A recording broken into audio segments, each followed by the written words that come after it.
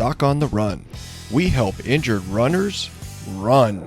Today on the Doc on the Run podcast, we're talking about the benefit of your radiologist being clueless.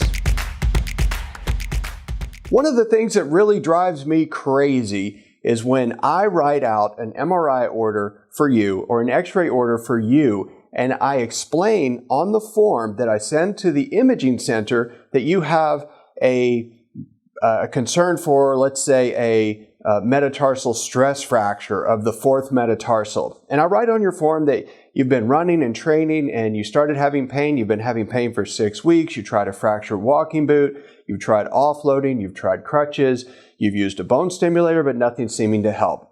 And then what happens is I get a radiologist report that says in the description, which is where the tech or the person at the front office types the information that I supplied to them in an order in for the radiologist to look at in the computer system. And most often what they'll do is they'll just type right foot pain or something like that. And this morning I was on a call with someone who had an MRI, and he had gotten an order from the MRI from his doctor, and he had a long history of injury, and the only thing on the order was something like concern for fracture, but he'd had some other issues too.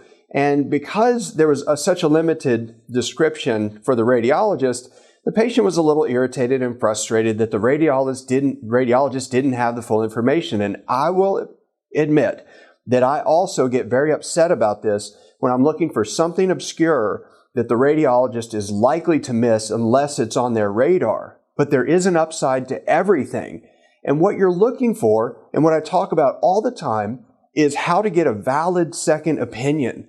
And if you call me and you say, hey, Dr. Segler, I saw somebody and they said that I have this and I'm not getting better. What do I do? What's your opinion? I would tell you, well, you just blew your chances of getting a truly objective second opinion because you just told me what I'm looking for. And this is true of the radiologist as well.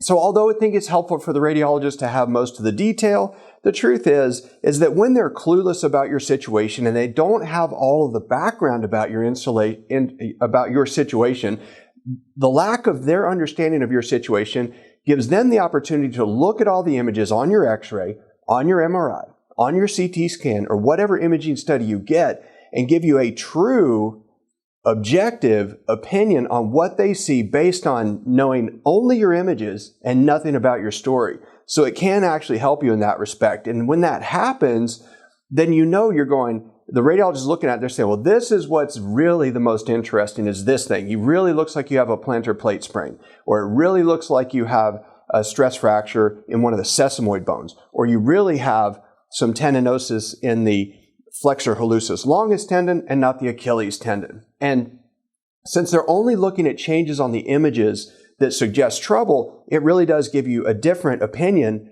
and, in many respects, a more valid second opinion than the one that you're getting from your doctor.